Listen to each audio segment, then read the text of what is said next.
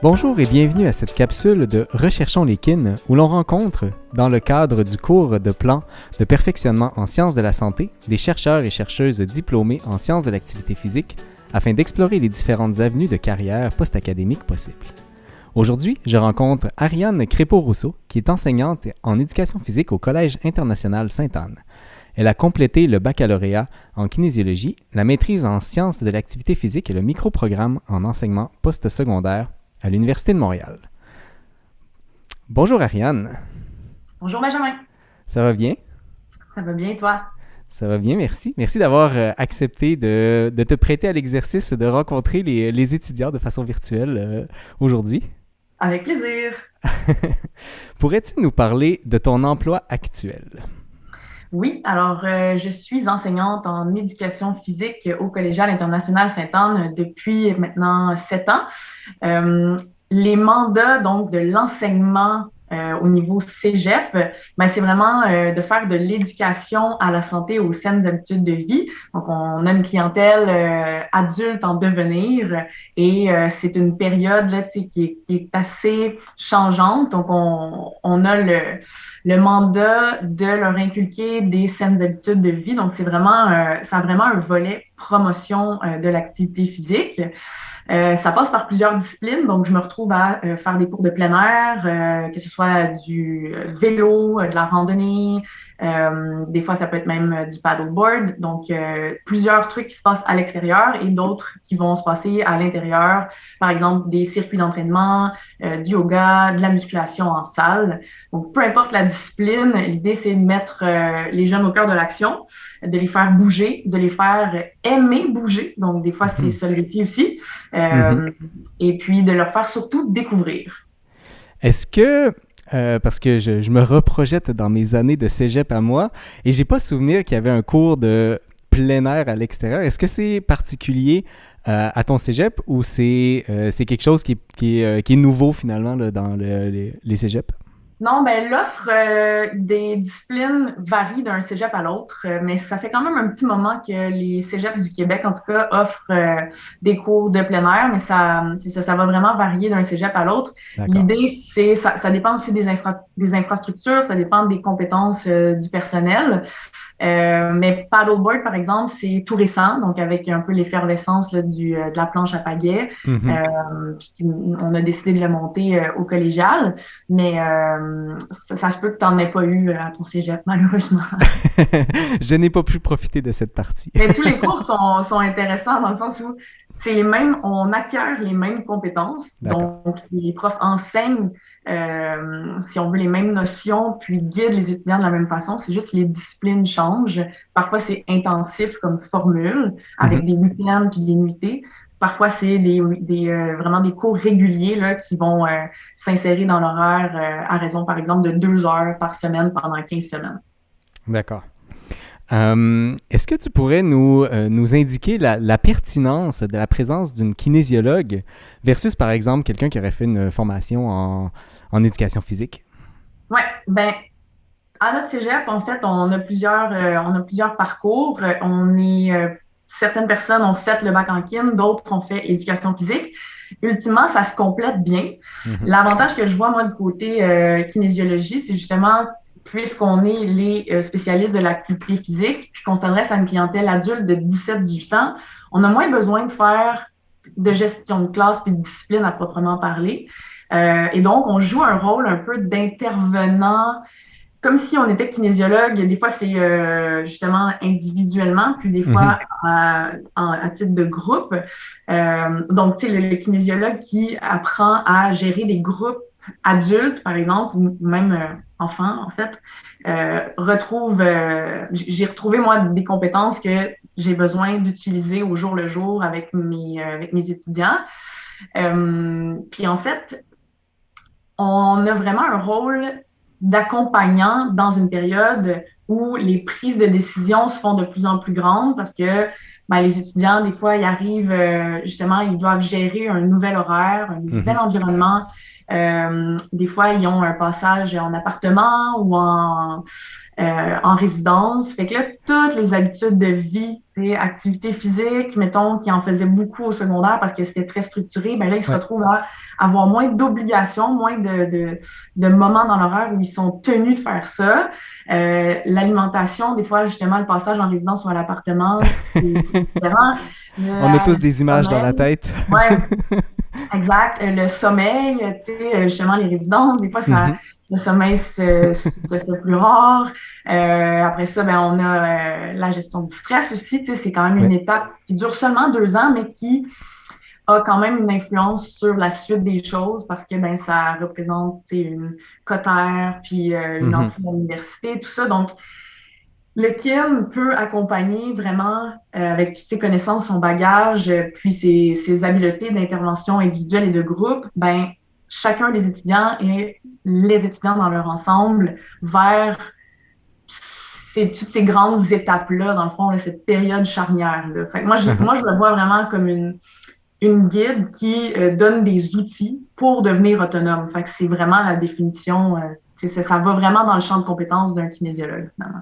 Tout à fait. Puis on peut imaginer que cette période-là, pour la vie d'une personne, le passage finalement vers l'âge adulte, c'est un bon moment pour avoir ces bonnes habitudes de vie implémentées comme il faut. Là.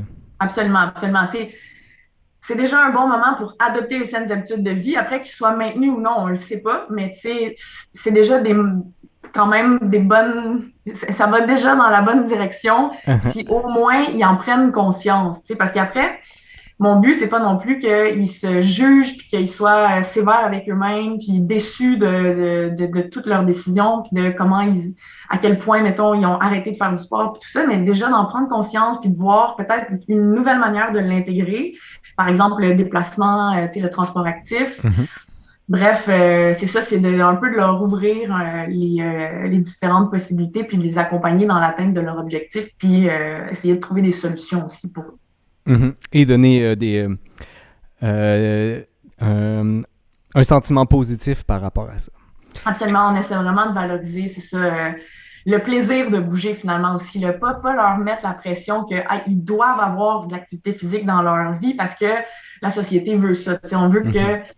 qu'ils trouvent qu'est-ce qu'ils aiment puis qu'ils essaient justement que ça reste dans leur vie finalement. C'est pas obligé Le d'être une fameux chose. intrinsèque. Ben oui, exactement. La fameuse motivation intrinsèque. Quelles Ouais. sont les circonstances qui t'ont amené à choisir d'être professeur au cégep? Ben, dans le bac en kin, moi, j'ai toujours aimé l'aspect intervention individuelle et de groupe, que ce soit le cours là, qui s'appelait comme ça à l'époque. Je sais pas s'il y en a Mhm. encore un qui s'appelle comme ça. J'ai aimé aussi mon expérience à la clinique de kin, mes stages avec les carabins, puis à l'Institut national du sport du Québec. Mhm. Donc, toutes ces opportunités-là d'intervenir avec diverses clientèles, puis c'est ça, de m'adresser à un groupe en entier, Mhm. j'aimais ça déjà. J'avais la préparation physique en tête. Moi, à l'époque, ça m'interpellait la clientèle athlète. Fait que c'est pour ça que j'étais allée un petit peu dans cette direction-là. Puis, ben, ultimement, finalement, c'est vraiment de transmettre le plaisir de bouger, le plaisir d'intégrer justement les saines habitudes de vie au quotidien qui me parlait plus. D'accord. C'est comme c'est ça, je m'en suis rendu compte là, à travers mon cheminement de bac et de maîtrise. Puis je restais avec un mini peu de préparation physique avec une équipe carabin. Puis c'est ce qui est le fun aussi d'être enseignant au cégep, c'est que ben, ça laisse encore une petite marge pour d'autres choses si on a envie de garder justement peut-être Mhm. c'est ça, là, d'autres sphères dans notre vie. Il y a encore le temps pour faire d'autres choses que simplement la job pour laquelle tu es payé au Ouais, jour le jour. ben, la réalité des enseignants au cégep, en tout cas à l'heure où on se parle, c'est que souvent, on a moins de cours à l'hiver parce que le Mhm. cursus scolaire, c'est 3 cours d'éducation physique sur 4 sessions. Mhm. Fait qu'il y a toujours une session qui est dans laquelle il n'y a pas d'éducation physique. Nous, au cégep où j'enseigne, c'est la 4e session et c'est donc la session d'hiver, 2e année. Tous D'accord. ces étudiants-là n'ont plus d'éducation physique, ce qui fait que la charge de travail à répartir entre les professeurs est moindre. Et donc, Mhm. on se retrouve avec un peu moins de charge, ce qui laisse la place justement à d'autres possibilités. À d'autres passions. Exact. Dans ton milieu de travail, te considères-tu toi-même comme une actrice de changement? Bon, oui, mais c'est quand même vraiment du travail d'équipe. Puis, Oui. j'ai la chance de travailler dans un cégep tu sais, qui favorise vraiment l'innovation, puis qui dit pas souvent non aux idées qu'on a. Fait que tu sais, nous, mettons, on veut que nos étudiants jouent dehors. Fait qu'on a, comme je disais tout à l'heure, beaucoup de cours qui se donnent à l'extérieur, en plein air, donc les formules intensives de week-end. Mais Mhm. on a aussi le goût qu'ils puissent jouer dehors si c'est un cours régulier. Donc, plutôt que de rester, mettons, en salle justement de faire du yoga, ben par exemple, on peut faire du yoga neige, puis tu sais, aller jouer dehors même en hiver. Bon. Fait que, il y a ces petites, tu sais, ces petites affaires-là qui fait que on rajoute du petit funky Ah à nos cours d'éducation physique pour qu'ils voient que, surtout dans le fond, pour qu'ils voient qu'on peut bouger dehors. En fait, on peut bouger, point, là, tu sais, même malgré tout, on peut trouver des façons de bouger puis d'adopter l'activité physique et on peut le faire malgré les intempéries. Tu sais, il suffit ah. d'être bien préparé finalement, fait qu'on on les, euh, on les sort un peu de leur zone de confort, puis ben, D'accord. ils sortent de là grandis. Il y a beaucoup de plein air. Puis, il y a peut-être aussi la twist évaluation. Donc, évidemment, on doit évaluer Ça reste un cours. les compétences. Ça reste un cours, exact. Et on essaie d'évaluer vraiment les compétences du devis ministériel Mhm. et de mettre l'accent sur le plaisir, comme je disais aussi, mais l'inverse de performance, finalement. C'est tant mieux si un étudiant se fixe des objectifs orientés sur la performance parce que ça lui parle, puis qu'il réussit à les atteindre, puis qu'il se valorise là-dedans. Mais on veut pas que ça prenne toute la place. Donc, on valorise beaucoup le fait d'avoir une démarche efficace qui implique une introspection, Mhm. puis des apprentissages. Fait qu'on on va pas non plus insister sur la progression, parce que des fois, ça se peut qu'il n'y en ait pas de progression, malheureusement, mais il faut savoir pourquoi finalement. Donc, on essaie vraiment de permettre aux étudiants de prendre du recul puis de voir, tu sais, qu'est-ce qui fonctionne bien, qu'est-ce qui fonctionne pas bien, quels bénéfices j'en retire, est-ce que j'ai eu du fun, pas de fun. Donc, on essaie vraiment là, de mettre l'accent sur la démarche finalement. Donc, si j'aurais à résumer, la chose que tu apportes particulièrement, c'est la personnalisation de ton des évaluations. Ouais, ben encore une fois, c'est ça, c'est pas moi toute seule, mais je Travail dirais que d'équipe. ouais, dans notre département, puis tu sais, je veux dire, chaque personne, chaque collègue Uh-huh. apporte sa couleur, mais au final, on s'entend vraiment pour dire que on a très envie que, on va dire, la métacognition ou l'introspection soit au cœur vraiment de la démarche en éducation physique, parce que c'est ce qu'on pense qui porte fruit pour la suite d'un point de vue autonomie pour qu'ils volent de leurs propres ailes, Mhm. finalement, et qu'ils soient en santé le plus longtemps possible, en fond, parce que c'est ça qu'on souhaite. Si je peux ajouter un mini-élément, c'est qu'on voyage. On a la chance de pouvoir faire des voyages internationaux avec nos étudiants et leur enseigner sur place. Donc, par exemple, en Italie. Et là, il y a nouvellement un cours d'éducation physique qui va être qui est ajouté à ça. Ça va être notre première édition. Donc, c'est quand même le fun. Je dirais que c'est un peu ma touche parce que ça a jamais le voyage n'a jamais encore existé avec un cours d'éducation physique à l'intérieur. Donc, je suis très excitée de monter ce nouveau cours. je, je suis sûr que les étudiants sont également excités d'aller faire leur éducation physique en Italie. Ouais, c'est quand même pas plate comme idée. Oui, j'imagine. Mettons qu'on recule dans le temps un tout petit peu. Là. Est-ce que tu Ouais. pourrais nous parler de ta formation universitaire? Est-ce que tu as un parcours là, linéaire qui t'a amené vers ce que tu fais ou ça a été plutôt embûche sur embûche? Non, ben ça a été, mettons, j'ai fait mon bac en kinésiologie. À cette époque-là, il n'y avait pas nécessité de faire le DEC en sciences de Sciences la santé, nature. mais j'ai ça. J'avais fait ça pour m'ouvrir des portes. Mhm. Après ça, ma maîtrise en sciences de l'activité physique, volet recherche en biomécanique. Puis après, j'ai fait le microprogramme en enseignement postsecondaire. Tout ça, ça a été fait de manière assez linéaire, juste que Mhm. j'ai pris une petite pause entre le bac et la maîtrise pour aller faire une année au Nouveau-Brunswick. J'ai été monitrice de langue là-bas dans le programme Odyssée. Puis, ben, ça a permis de faire une coupure, justement, de prendre un peu de recul, de voir où est-ce que je voulais m'en aller. Puis surtout, c'est parce que j'avais un peu peur d'embarquer tout de suite dans la roue, puis de ne pas pouvoir en sortir après là, si ça allait trop vite. Fait que Mhm. j'avais comme besoin d'une petite pause. Moi, c'est ça, j'ai vraiment rien. Quand les étudiants là, veulent tracer là, puis aller le plus vite possible, j'essaie de leur dire que c'est pas obligatoire, tu sais. Ah. J'aime bien l'idée de pouvoir mettre un frein à ce qui va trop vite, puis de pouvoir prendre le temps de réfléchir.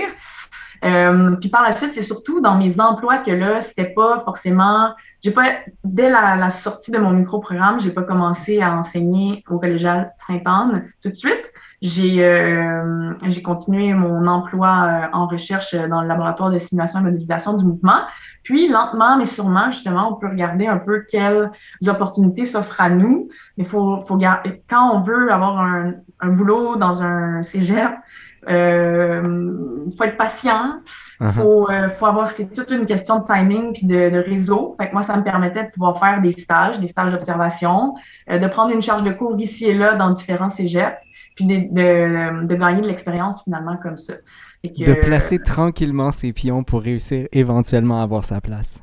oui, c'est ça, exactement. Puis, en tout cas, faut pas perdre espoir, mais faut pas non plus être déçu que ça aille pas vite parce que puis en tout cas, ultimement, moi, je trouve que c'est pas.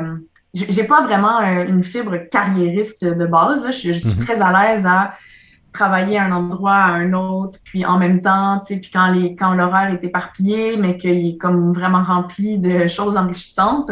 Donc, je suis peut-être, en tout cas, c'est ça, un autre type de personne, mais je pense qu'il faut être ce type de personne-là, au Mhm. moins un peu en kinésiologie, si on souhaite du moins s'en aller vers l'éducation au collégial, parce que ben, c'est ça, à moins d'avoir un timing fou, puis qu'un retraité prenne sa retraite, l'année où on gradue, ben, ça se peut que ça se passe bien, ça se peut que ça se passe pas comme ça tout à fait non plus. Fait que, faut prendre Ah. les opportunités.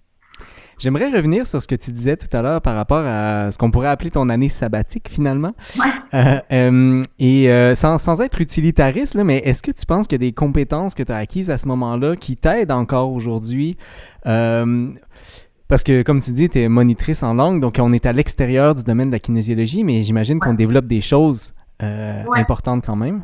Ben, moi, j'ai vraiment, en tout cas, j'ai le feeling que tout ce que j'ai fait m'a permis, tu sais, de devenir une meilleure enseignante en éducation physique, une meilleure kinésiologue. Le programme que j'ai fait, en fond, il m'a quand même permis de faire une immersion dans le milieu scolaire, Mhm. de maternelle, pardon, à 12e année. Puis de voir justement toutes les clientèles, voir avec qui j'aime intervenir. Puis il s'avère que moi, j'aime vraiment les 5-6 ans, donc vraiment très, très jeunes, tu sais, qui commencent à justement bouger, qui ont de l'énergie. Mhm. Et les 17, 18, 19 ans, bon, entre les deux, je les aime aussi, là, mais finalement, la clientèle avec laquelle j'aime le plus intervenir, c'est vraiment 17, 18, 19 ans, donc la 12e année. Ça m'a permis quand même de voir que j'avais un lien avec ces jeunes-là au Nouveau-Brunswick. Puis, ben, mine de rien, c'est de la gestion de groupe. J'ai été animatrice dans un camp de vacances aussi avant, qui m'a permis justement aussi c'est ça, de connecter avec les jeunes, de les voir jouer dehors, d'apprivoiser un peu leurs intérêts, ce qu'ils aiment, ce qu'ils n'aiment pas, de découvrir. Puis je pense qu'à partir de ce moment-là, je savais que j'allais travailler dans l'intervention ou dans l'éducation. Je savais que ça me prenait ça. Ça me prend ce rapport à l'autre, puis le lien que Mhm. j'aime créer, puis tout ça, tu sais. Puis j'aime voir évoluer les jeunes, en fait. C'est ça que j'aime. Donc, les 18, 19 ans, c'est l'évolution assez rapide. Intense. On la voit, là. Donc, un beau moyen d'apprendre à se connaître cette année-là. Exactement. Est-ce que par rapport, mettons, à tes années d'études, à proprement parler de kinésiologie, tu gardes aussi certaines compétences là, directement associées à ton moment académique, par exemple? Oui, toutes les compétences, mettons, associées encore une fois à la gestion de groupe, à l'intervention, à la capacité de créer un lien, Mhm. mais aussi vraiment d'un point de vue là, organisationnel, toute la planification, tous les aspects logistiques de gestion, puis tout ça, tu sais, mettons, faire une maîtrise en recherche, ben, ça implique, c'est ça, de mener un projet à terme du début à la fin. Donc, Mhm. ça m'a quand même apporté c'est ça, beaucoup de compétences, les compétences de capacité d'adaptation aussi, les compétences de travail d'équipe. Donc, savoir quand aller chercher de l'aide, savoir quand bûcher par soi-même, comment aider les autres aussi, communiquer, collaborer de manière efficace, puis tout ça. Donc, ça, je dirais que vraiment la maîtrise en recherche dans une équipe de recherche m'a amené ces compétences-là. Puis sinon, J'aime oui, entendre la fine ligne, pardon, entre travailler par soi-même et aussi demander de l'aide. Des fois, c'est une ligne qui est difficile à établir. On a appelons ça une certaine ego qui veut réussir des choses, mais des fois, il faut accepter qu'on a besoin d'autres et aussi, il faut accepter des fois aussi qu'on est en réalité capable et il faut se lancer. ouais, exactement. Puis moi, je pense que justement, de reconnaître que, mettons, ça fait comme trop longtemps là, qu'on a passé là-dessus, probablement un collègue pourrait nous venir en aide. Je trouve que c'est efficace pour nous, puis c'est gagnant-gagnant parce que ça envoie le message que c'est correct de demander de l'aide. Et Mhm. donc, ça va me faire plaisir d'aider moi aussi. Fait que je trouve que dans une équipe, ça construit une espèce de climat d'entraide. Mhm. Versus, là, c'est ça, tout le monde qui travaille chacun chez eux à essayer de se débrouiller, puis peut-être justement faire ses preuves, se montrer. C'est pas trop c'est pas ça que je valorise. J'essaie de ne pas avoir ce style-là, en tout cas. Je te pose la question également, la même question, mais en rétrospective, est-ce que des compétences que tu as, mettons des compétences professionnalisantes que tu aurais aimé développer, que tu as dû travailler plus tard que lors de ton cursus académique? Ben là, c'est comme un peu tout le temps de la formation continue de toute façon. Mhm. Par exemple, spécifiquement, tout ce qui est relié, là, on va dire, aux disciplines elles-mêmes. Tu sais, c'est sûr en kinésiologie, on n'est pas formé, mettons, pour devenir instructeur paddleboard ou des trucs comme ça. Fait que c'est des formations que je suis allée chercher par la suite. La même chose, mettons, pour de l'encadrement cycliste, les premiers soins Mhm. en région éloignée, tout ça. Mais sinon, plus du côté vraiment, c'est moins spécifique vraiment à une discipline d'éducation physique. Euh, les compétences pédagogiques. Donc, il y en avait quelques-uns, mais j'ai choisi certains cours là, qui m'amenaient vers ça. J'en ai choisi aussi dans le microprogramme dans le microprogramme en éducation postsecondaire, mais il en faut toujours plus. Ça, ce microprogramme-là, c'est 1 an. Ouais. On voit beaucoup de choses, mais Mhm. il en reste tellement à apprendre. On en apprend sur le tas, c'est sûr, mais par exemple, moi, ce que j'aime puis que je considère qu'il n'est jamais parfait encore, c'est vraiment l'évaluation. Donc, Mhm. Ouais. c'est ça, évaluer de manière juste, évaluer avec de la rétroaction, donner des rétroactions constructives, tu sais, parce qu'il y a tout le temps des notes, mais il y a aussi vraiment des commentaires. C'est ça, je trouve qu'il y a toujours place à amélioration dans ce secteur-là. Puis c'est un morceau vraiment important de l'apprentissage finalement parce que qu'elle soit formative ou sommative, l'évaluation, elle existe puis elle est super enrichissante quand elle est bien faite. Mais c'est ça, il faut évaluer les bonnes choses puis le faire de la bonne manière. Uh-huh. Donc, travailler sa justesse dans l'évaluation, je trouve que ça sonne très bien. En terminant, Ariane, voudrais-tu nous partager, si tu en as, une anecdote de ton passage à l'EXAP? Écoute, j'y ai pensé, mais j'ai pas trouvé vraiment d'anecdotes croustillantes. C'est plate de même. Ben, il n'y a pas de problème. On peut avoir des passages, des fois, certains passages plus wild, certains passages moins sauvages Ouais, dans nos c'est ça. études. Ouais, non, je suis désolée. Ben, ça me va très bien. On aime les réponses honnêtes et je pense que toute l'entrevue montre bien ce côté-là de toi que t'as montré, en fait, sur toutes les parties que t'as mentionnées là, par rapport aux choses à travailler dans la vie pour devenir un bon ou une bonne kinésiologue. Ouais, mais je peux peut-être faire un mini mot de la fin. Ben, Juste, je t'en prie. ouais, non, mais l'idée, c'est que je voulais transmettre le message que si vous avez le goût d'aider puis d'accompagner des jeunes, d'être des guides pour eux, vraiment, la vocation d'enseignement au cégep, c'est la parfaite profession pour ça. Et c'est vraiment une parfaite profession pour un kinésiologue parce que, ultimement, ce qu'on fait, c'est favoriser leur épanouissement. Mais on va dire vraiment dans sa globalité parce que, oui, c'est un passage qui touche l'éducation physique, donc vraiment l'activité physique, mais en soi, on veut juste que ce soit des êtres humains qui trouvent ce qu'ils aiment faire, qui relativisent aussi, parce que justement, ils se mettent beaucoup de pression. Fait qu'il y a toute une notion d'accompagnement, on va dire vraiment social, là. Il y a comme vraiment un lien à créer. Fait que si vous aimez entrer en relation, établir des liens, créer un espèce de climat favorable à l'épanouissement, c'est vraiment la piste parfaite pour s'épanouir ensuite soi-même dans la profession. Ben, sur cette apologie de la profession de professeur, je te remercie, Ariane, qui est, je rappelle, enseignante en éducation physique au Collège international Sainte-Anne. Merci d'avoir participé à l'entrevue. Ça a été un grand plaisir de te rencontrer. Merci. Et pour tout le monde, je vous souhaite à toutes et tous une excellente journée. À la prochaine.